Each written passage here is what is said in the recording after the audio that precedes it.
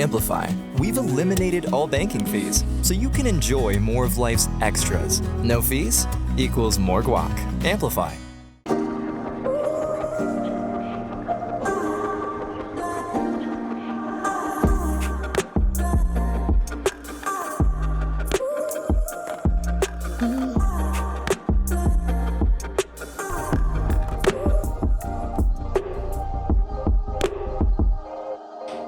Hi, my name is Mindy Hofman, and welcome to the Women of Austin podcast. Today, I'm really excited to sit with Vasavi Kumar. Hi, my name is Vasavi Kumar. I'm from Austin, Texas, and I'm author of the book, Say It Out Loud.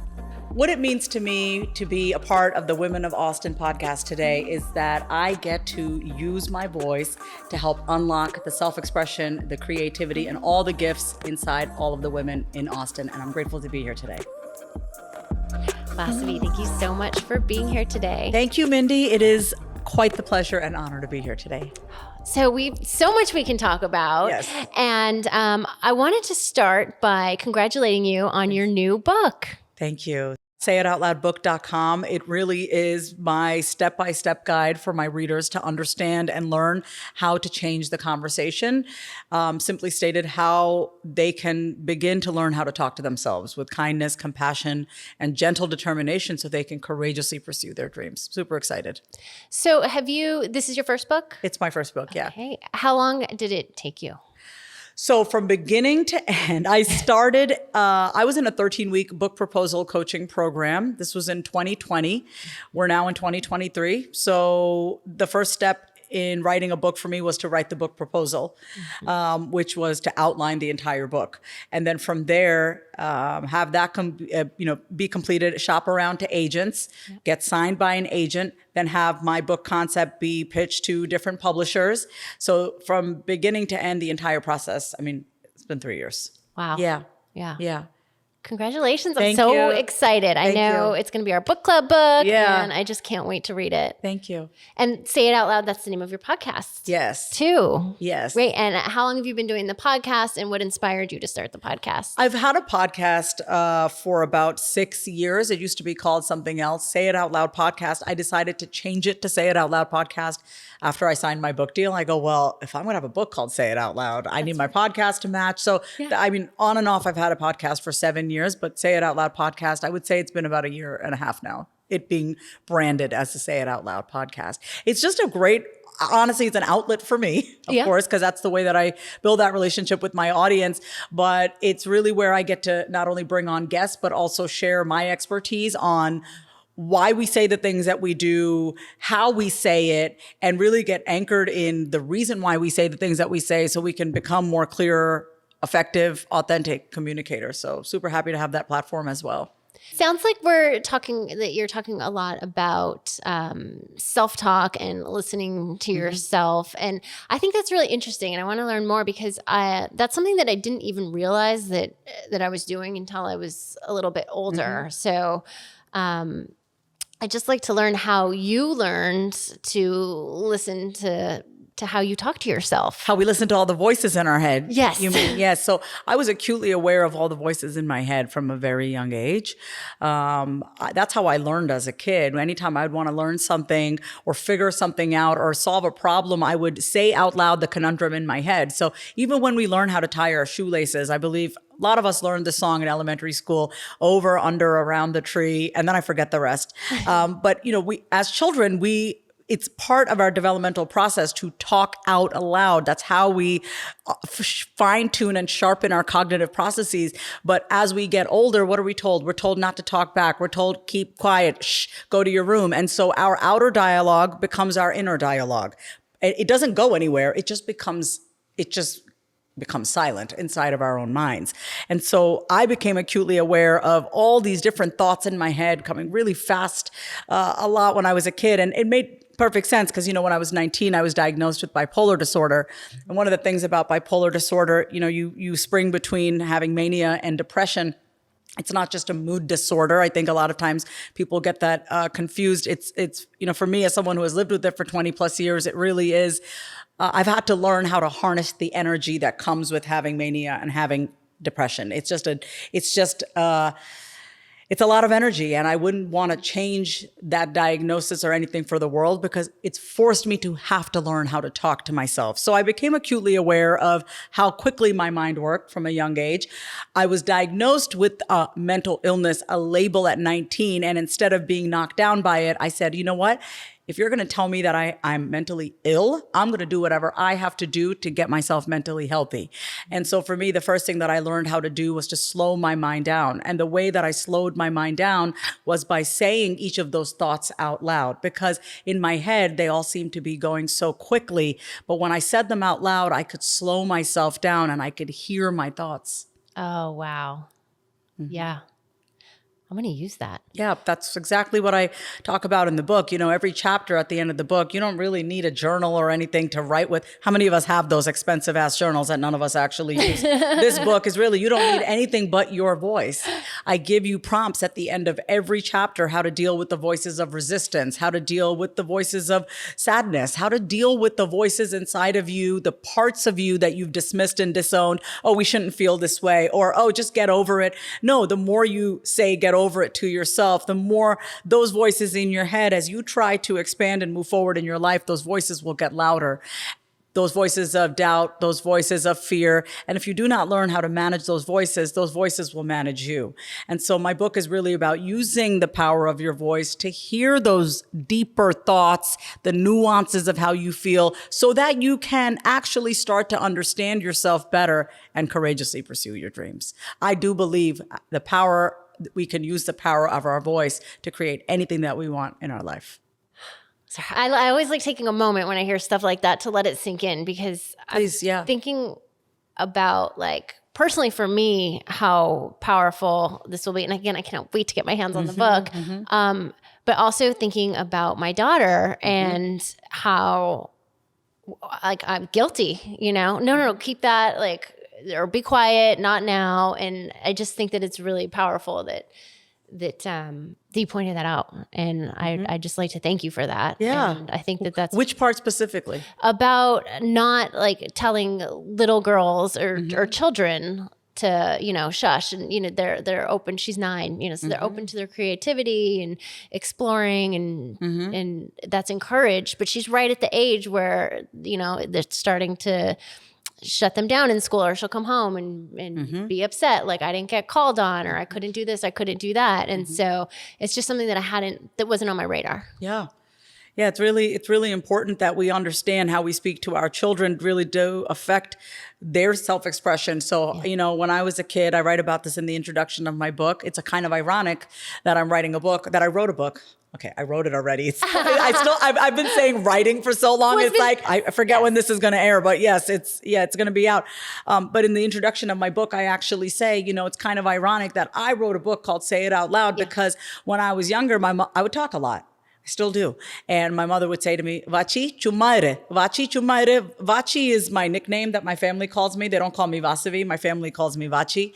And chumaire means close your mouth. Oh. So I said it's kind of ironic that I'm writing a book called Say It Out Loud, because what I got in trouble for the most is that I did point out the elephant in the room. I grew up in a house where a lot of things happened. People didn't talk about them. There'd be explosions and then no repair. I never saw how did we fix that conflict. Things would just get swept under the rug. But I was the kid that said, wait, this is not right. What is happening? You know, or how come you're not saying anything? How come you're not, you know, I was waiting for my parents to, you know, be parents. And I played that role from a very young age. They didn't know any better. They didn't know how to express themselves. So, you know, it's ironic that I wrote a book called Say It Out Loud, because I was told that I talked too much when I was a kid. But, you know, even as parents, I know, and I'm not a mom. I don't have kids, but I damn well know what it felt like when my mother said to me, don't talk back. Yeah. Because don't talk back for me, you know, that means I got to agree with everything you say just because you're my mother. You know, for me, I was the disobedient kid, because I would ask why. And my mother would say, you're disobedient. Am I disobedient, or am I just curious and I'm not just going to listen to you because you're my elder? Yeah. You know, and that's where parents get to foster independent thinking in their children. Yeah. Okay, because you don't want your children to just be sheep and follow everyone else. Let your kids question you. If you don't have strong enough case to argue back, then maybe you need to look at what you're even proposing to your child. So if your child is saying, why, tell me why, and you don't have a good enough reason, you don't tell your children to stop asking you questions. You got to get clear on, why am I asking my child to do this? Very valid question from a kid. So that's the kind of things that we need to stop telling our kids. Don't talk back. Don't ask too many questions. Okay, great. You're raising the next generation of kids to just be robots. And we don't want that. We want creative thinkers. Yeah, absolutely. We need creative thinkers. That's great. Yeah. And then and then as an adult, it took me a lot of work and a long time to be able to ask for what I want and to speak for myself and like just we had talked about like just that, asking for what you want and what you need, and then beyond that just asking people sometimes for things. Like I was so afraid to ask for help or worried what other people would think, and it's interesting that like that was just like how I grew up and how I was raised, and I thought you don't ask, you just do. And everything is opened up so much more, and it's so much better. I gotta say, I was instantly impressed by you, Mindy, by how when you told me a lot of the setup of, behind the scenes of this podcast, and I'm like, look at you go. And I was like, how did you get that? Like, I love that you ask, because I've always had the mentality, my mother always, and I feel bad because this is she learned to be hyper independent from a young age. She taught herself it was safer to be independent than to ask. And we were taught never to ask. Don't ever have to ask anyone for anything. So I learned to toughen up. I mean, it's a great skill to be self-sufficient. I'm highly self-sufficient, but being self-sufficient will only take you so far.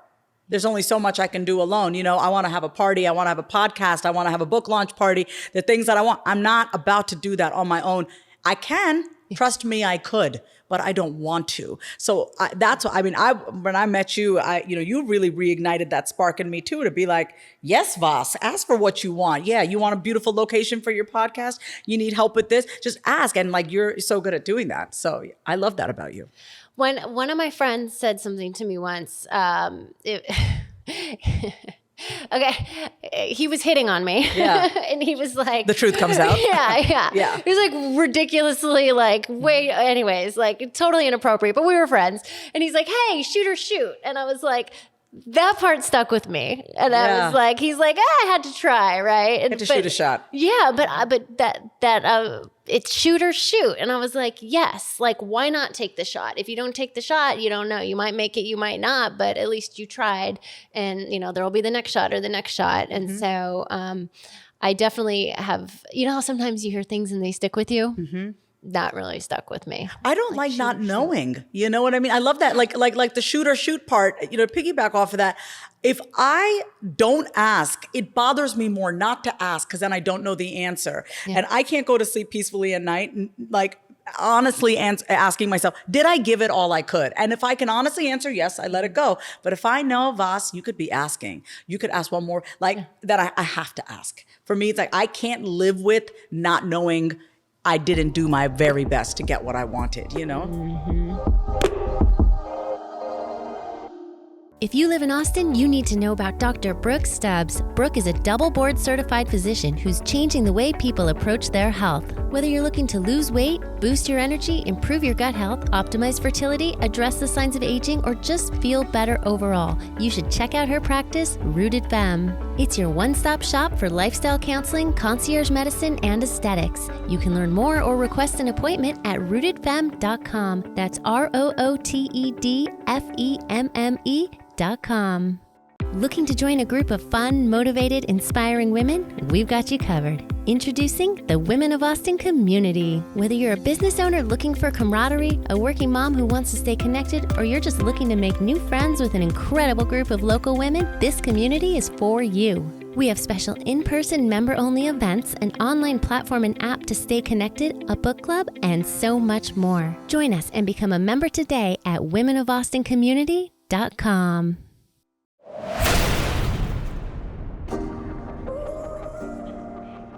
Hi, Hi, my name is Mindy Hofman, and I'm the founder of Women of Austin. Today, we're filming at a beautiful property. It's a listing from the agency Austin by Mike McGavero. This house is at 601 Riley Street in Rollingwood. It is an entertainer's dream. It's got 3 levels. It's got a pool, a kitchen, tons of room to spread out. You just have to see it. I'll put the link in the description where you can learn more about the agency Austin, this house, and Mike. We love you guys for having us. Thank you so much.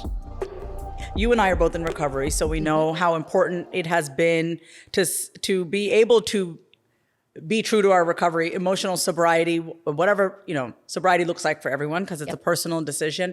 One of the things that I really lost connection with is something greater than myself, my understanding of God. And one of the things that I do to make sure that I never lose sight of that connection ever again, because too many things have taken the place of God for me in my life, my higher power, is first thing in the morning, I open up my eyes, my mind will start. Oh, we got to worry about this. Okay, check your bank balance. Oh, okay, you got to check your emails. All the things telling me what to do. And I'm like, no, I refuse to be driven by my mind. I need to be fueled by something greater, right? I'm not going to be fueled by my to-do list. I need to be fueled by something bigger, right? And my to-do list is not that important to me.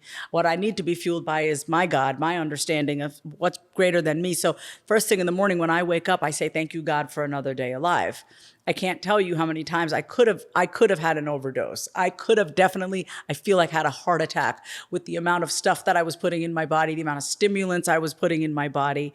I still cringe when I think about how much damage I have done, and I'm constantly repairing myself and how I've treated my body. So I am grateful for another day alive. I do not take it for granted. Like, how could we take it for granted that we wake up every day? So the first thing I do before all the barrage of thoughts come in, or even if 1 or 2 start to slip in, it's like, okay, one thought comes in and then we could sit and then the door keeps getting wider. And then there you have it. You started your day with no connection. Yeah. Or connection to busyness, connection to workaholism rather than connection to yourself or God.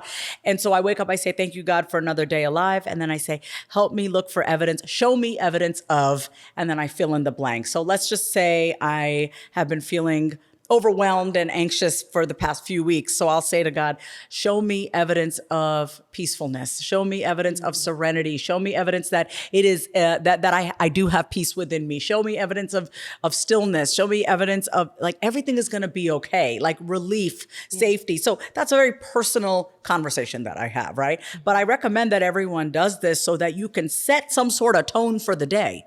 Who's setting the tone for your day? Is it the Instagram feed? Is it your text message that you got? Yeah.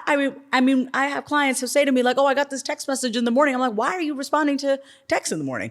Why is that time not for you? You need at least, if you have the luxury, and if you don't have the luxury, you have at least 20 minutes for you that don't involve anything outside. You don't need to have a 1-hour meditation practice, but if it's the most intentional 7 minutes of your life to stay rooted and anchored in something that is not external, but is internal, your day will be set.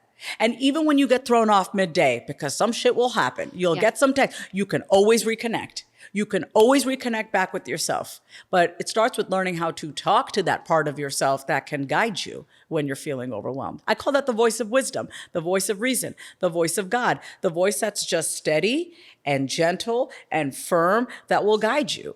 We need to be the voice that leads ourselves instead of being led by others. Say that last part again. We need to be the voice that leads ourselves instead of being led by others. My voice is the voice that I listen to. I don't listen to anybody else's voice. I listen to my voice. And we all have access to that voice within us. That is the voice that is not going to do me dirty. That is the voice that looks out for me. That is the voice that has high standards for me, that believes that I deserve the absolute best. That is the voice that I listen to and that guides me, not to what everyone else tells me. I don't know who you are. Why am I going to listen to your voice? Yeah. I love my voice. My voice always does what's best for me and make sure that other people are going to win too. My voice is fair. My voice cares about everybody. I listen to that voice. I try really hard not to listen to, and I know how to listen, how to talk to that other voice in me that's like, be afraid. Oh, okay, this person's going to do this. Or, just living in fear. I have nothing to worry about. God protects me. Yeah. Fear, man. What is there to be afraid of? Yeah. When you look at fear, I've learned, and I want to hear your perspective on it. Because I can get worked into fear real quick, especially like you say in the morning. Sometimes if you just sit there too long and let it go, I handle it? Like, it's an overwhelming feeling. Oh my gosh, yeah. But when I've looked at fear, if I can pull myself out of it, if I'm able to ask myself, what is the worst thing that can happen? Play the tape out. Play the tape out. Yeah. I always play the worst case scenario. I've done this with stuff that I shouldn't be doing, when you're new in recovery, and I'd have a little bit of a craving, and I talk to my sponsor and they say, play the tape out. I go, okay, so I know if I do this and then I succumb to this craving and then I'm going to be up all night, probably till 5 a.m, and then I'm going to feel like shit the next day. Then I'm going to beat myself up, and then I'm going to feel like such shit about myself. The only thing that will work to help me feel better again is to go back to those same drugs, because that's the only thing that's going to make me not feel so shitty about myself. And therein begins the cycle of self-loathing, and I've worked way too damn hard to get out of that. Yeah. I'm not into it anymore. No. It's tough. Yeah. It's tough. Yeah. I think that it's interesting too, being sober. When you're feeling the feelings, you feel them more. And there isn't something that you can just take to mask. Even though when I was drinking, I knew that it was going to make it worse the next day, but I was just like prolonging the pain. Yes. And then it just adds on to it every time. And then whenever, I think the heart, when you remove any of the blatant issues issues in your life, then you have to start working on the latent issues, right? So here's what I mean. When I stopped drinking, I stopped using Xanax, I stopped using cocaine. Okay, that was the blatant issue. That was definitely messing up my brain chemistry and my ability to function and think clearly. That was the blatant issue. Once I got rid of the blatant issue, then all my latent issues came up. All the other shit, the childhood stuff, the trauma that I didn't even know I had, the memories that I didn't even know I'd repressed. I'd been in therapy since I was 12 years old, so I thought I figured this all out. No, there was even more that had been repressed. I was in therapy for 16 years. From 12 to 28. So I've been working on myself, looking at myself from a very young age. And, when I got sober again, first time and then second time, I had stuff come up that I didn't even know was there. So it's not about, I want to circle back to the fear thing. This is how I approach my fear. This is why it's so important that you learn how to talk to yourself. Because if your daughter is afraid, or if I had a kid and my kid was afraid and my kid said, I'm afraid, mommy, I don't want to do that. Am I going to say, you little wuss? Am I going to talk, oh, why are you so afraid? Or am I going to say, oh, come on, just do it? Tone of voice matters. Ooh. So tone of voice matters, how you speak. You could say the same thing 5 different ways, right? And so when you are afraid, you can use that opportunity to find out. When you're afraid, find out. Find out what's going on with your fear. And you could say, oh, you're afraid? Tell me more. What's going on? Instead of, oh, I'm afraid. Probably shouldn't do it. This is a stupid idea. Oh, just don't do it. It's like, no, you use your voice to find out what you're afraid about. Why don't you actually get curious about why you're afraid and keep digging? One of the questions that I love asking myself is, and then what? So let's say, oh, I'm afraid to mess up at this event. I'm going to say the wrong thing. Yeah. Has that ever happened? You're afraid of saying the wrong thing? Oh, yeah. People won't understand you. I'm afraid I'm going to say the wrong thing. Okay, let's just say you say the wrong thing. And then what? Well, then people are going to think I'm stupid. And, they're going to think I don't know what I'm doing. Oh, and then what? And then, well, then people won't want to work with me. They won't even want to be my friend. They'll think I'm an idiot. Oh, and then what? Well, people don't want to be my friend, then I'm not going to have any friends. And then what? Well, then I'm going to be all alone. And then what? Well, if I'm all alone, then, well, that's the thing that we're all afraid of. We're just afraid we're going to be alone. Right? But my mom taught me this. She said, you come into this world alone and you die alone. And that really stuck with me because, you could be in a relationship and still be very alone. You could be in the best relationship in the entire world and feel amazingly connected to that person. Yeah. But at the end of the day, you still have a relationship with yourself. And so for me, that's the number one relationship. All my other relationships, the quality of all my other relationships are a byproduct of my relationship with myself. That's why I have it so good, because my relationship with myself helps to produce the quality of everything else around me. And that's why we have to learn how to talk to ourselves. Because when we talk to ourselves with more kindness, we'll feel better. We'll feel more supported. We feel more supported. Guess what? We're going to have the courage to go do the things that we really want to do. Yeah. Awesome. We have the courage to go do the things that we really want to do. We get to see what we're really made of. We get to be proud of ourselves. We get to celebrate, and then we get to help somebody else. How cool is that? All because you learned how to talk to yourself and stop being such a bitch to yourself. Yeah. Imagine that skill. We can actually, we don't have to beat ourselves into submission and doing the work. We can be kind to ourselves and actually get the job done. What a concept. And it's okay to be kind to yourself. Yeah. It actually was really weird for me, Mindy, when I started to speak kindly with myself. I felt like, am I patronizing myself? Am I coddling myself? And I was like, no, girl, you need this kindness. You put up with way too much. You're the hardest on yourself. You're the hardest on yourself. Those little, oh, you look like this. You could lose a few pounds. Those little micro, that whittles away at your self-esteem. So I knew I had to be extra kind with myself. And what that sounds like for me might sound very different what it is for you. For me, it's like, Vasavi, we're going to be okay. I have to drop my tone. I have to slow down. I have to soften when I talk to the most scared part of myself. You know, she's opening up to me a little bit more. That part of me trusts me. I've had to rebuild that trust with myself. And it takes time. It's every single day. It's being consistent with myself every day. It's following through. If I put something on my calendar that's fun, like going to a museum or something, and I'm like, I don't cancel plans on myself. I don't do that. No, I don't cancel plans on myself. Using that. Yeah. Why would I don't, why would I do that? If I say I'm going to do something, I'm going to do it because I'm important.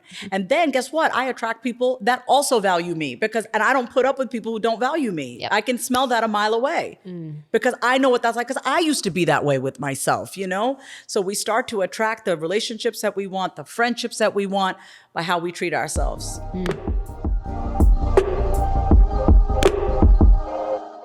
Women of Austin would like to thank our community sponsors.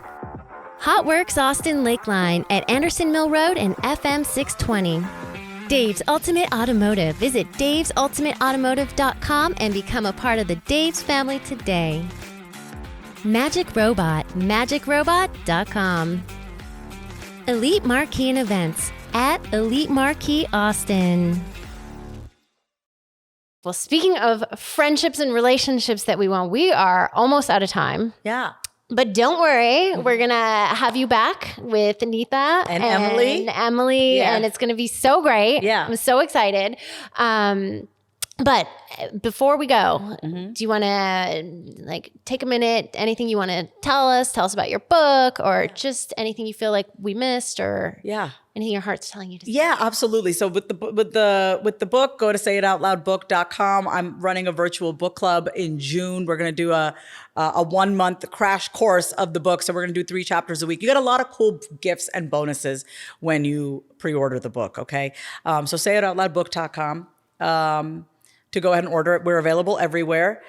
We meaning me and my book. And what else do I want to say? I think what I want to say is this, is that life is really too short to package and edit and filter and water yourself down. I think that inside every single one of us, we have that inner exuberance that only you can do Mindy like you. Only Vasavi can do Vasavi like Vasavi. You cannot replicate me, nor should you want to. And I cannot replicate you, nor should I want to. And so we unlock that part of ourselves that is the God in us, that you could tell like, ooh, that is how God made you. You can tell like that's the very essence of you. Everyone has access to that when we allow ourselves to speak the deepest truths and the things that have been suppressed for so long. I used to not want people to see just how passionate I was because I'm very animated. I'm a New Yorker. I use my hands a lot. I'm like this. Love it. I lean in. I'm not like, oh, I'm not all like packaged and tight. I'm like, no, here I am, So that's taken a while for me to give myself permission to be a wildly expressed person in a way that feels wild for me, right? It feels, as an Indian woman, right, we are supposed to be demure and quiet, but it's like, no, you should see me in my house. I am like flailing all over. I love moving, and I think I've allowed myself to be really self-expressive and in a way that is congruent with me because I've learned how to talk to myself. And when I use my voice to give myself the permission that I'm seeking from others, I say, Vasavi, it's okay for you to say this. Yeah. This is your truth. That's me giving myself permission. I don't wait for permission. So I want everyone listening to this to give yourself the permission slip that you need to be, do, create, say the thing that you want to say, because inside every single one of us, we have our wounds, we have our things that we've been through, but we also have the most potent medicine that we have given to ourselves and exists within each of our wounds. And it's up to us to use our voice to share that, to help heal another person. That is our job as human beings. You make the mistakes, you learn from them, you keep it moving, you help another human being from not having to suffer. You do that on repeat. I don't have time to worry about what other people are thinking, because there are people in this world that are suffering in silence. So I want everyone hearing this to use your voice. It is a gift and it is a privilege to be able to do so, and say it out loud. Pre-order my book. Yes.